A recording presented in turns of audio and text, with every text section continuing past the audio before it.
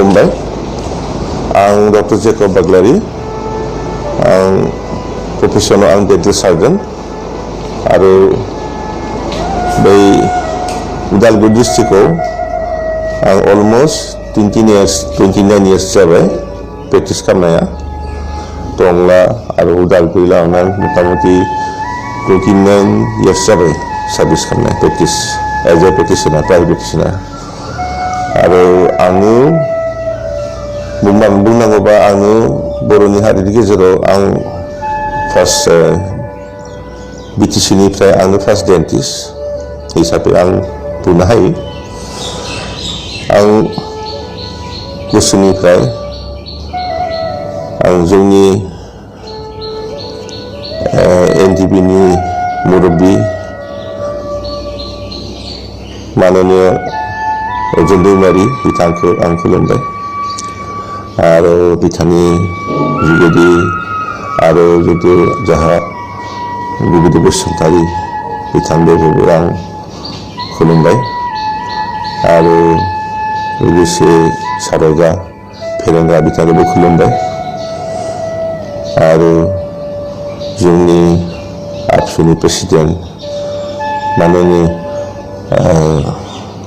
बर' बिथांखौबो खुलुमबाय गासिबो ज' जानानै भारत सरकारजों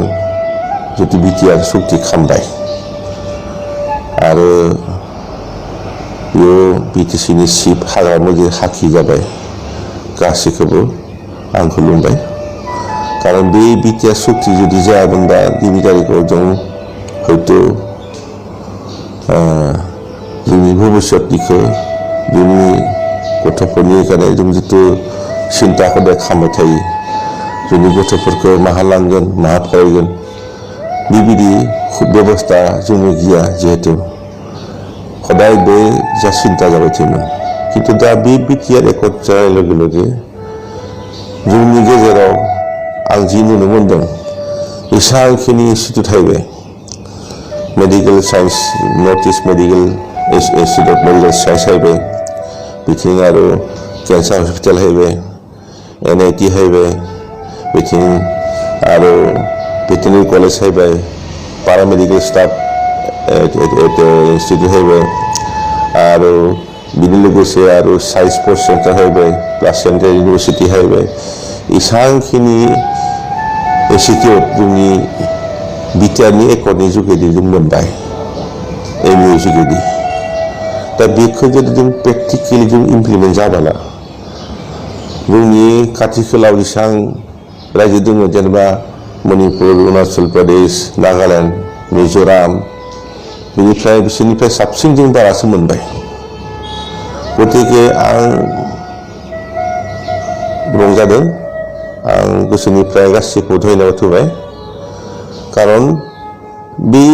एकर्डनि जुगेदि जोंनि गथ'फोरनि थाखाय जितुनिखि थांखि लायो जों गार्जेन हिसाबै बे थांखिखौ जों बेयावनो मोनगोन जों बाहेरायाव हरनो दरकार गैया आरो बे जितुनिखि इनस्टिट्युटनि जुगेदि गथ'फ्रा बेयावनो फरायबाय मानसि जाबाय इस्टाब्लिश जाबाय आरो बिसोरनो जाबाय जोंनि बेकबन जागोन भबिष्यतआव आरो होमब्लाबो जों दाबो जों आलादा रायजो मोनाखै किन्तु जितियालागै जोंनि फाउन्डेसना स्ट्रं जायाबा जों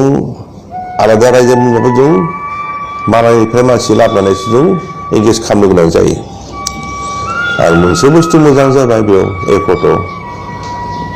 जोंनि बे बिटिआरआव थानाय गुबुन हारिफोरा जेसेबांखिनि दङ बे गुबुन हारिफोराबो जेनेबा जोंनि ज'है थानाय जाबाय गासिबो सुबिदा मोनदों जाहाथे जों बर' हारिल'सो मोनगोन बे नङा गुबुन हारिफोराबो मोनगोन गतिके आंनि जितु पार्सनेल लाइफआव जे नुदों आं प्रफेसनेल केरियाराव आंनि खाथियाव गुबुन हारिबो फैयो बिसोरनि जितु मतामतबो जों मोनो बिसोरबो हदाय मोनसे गावखौ सेकेन्ड क्लास सिटिजेन बिदि सानबाय थायोमोन कि दा बिटिआर एकर्डनिफ्राय बिसि जितुनि भाष्य हायदों दे मोजां जादों खुब मोजां जादों दा आरो जिहेतुनिखि বিভিন্ন জাति जनगोष्ठी लानानै जिहेतु एकर्ड खालामबाय गासैखौ फ्रि हेन्ड होबाय जिहेतु एकर्डनि जुगेदि बेनिखायनो बिसोरबो रंजादों आरो बिसोरबो दा गाव बिटिआरखौ जों गावनि बिटिआर बिदि सानदों बिसोरबो गावनि न'नि माबा थानाय बिदि मोनदों आरो बिसोर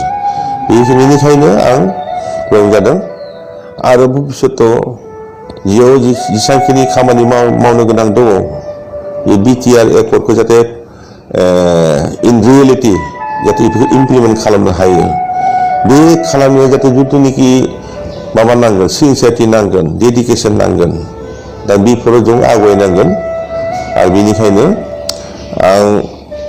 मोनसे खोथाल'सो बुङो जे जि जिथु एकर्डआव एमअइउ हिसाबै जि मोनबाय जों बे जाहाथे इन रियेलिटि इमप्लिमेन्ट जायो बे इन रियेलिटि इमप्लिमेन्ट जाबासो जों बुंनो हागोन जे बे एकर्डआ साक्सेस जाबाय दा बर्तमान दा अन पेपाराव दङ किन्तु बे पेपाराव थानाय बुस्थुखौ जों फिजिकेल बा रियेलिटियाव बेखौ इमप्लिमेन्ट खालामनांगोन आरो जेसेबांखिनि जों बिटिसि एकर्डआव जों जेसेबांखिनि मोनबाय बेनिफ्राय बांसिन बारा जों मोनबाय देग्लाय किन्तु मोनसे खोथानो बेनो बेखौ जों जोंनि मुरब्बिफोरा जायफोरा दा लिड लाबाय थादों बे एकर्डखौ इमप्लिमेन्ट खालामनो थाखाय इन रियेलिटि बिसोरखौ आं खावलायो जाहाथे बे विथ फुल डेडिकेसन एन्ड सिनसियारिटि जाहाथे बे एकर्डखौ इमप्लिमेन्ट जायो बेखौनो बुंनानै आं आंनि बुंनायखौ बाथ्राखौ बेयावनो फोजोबबाय गोजोन्थों।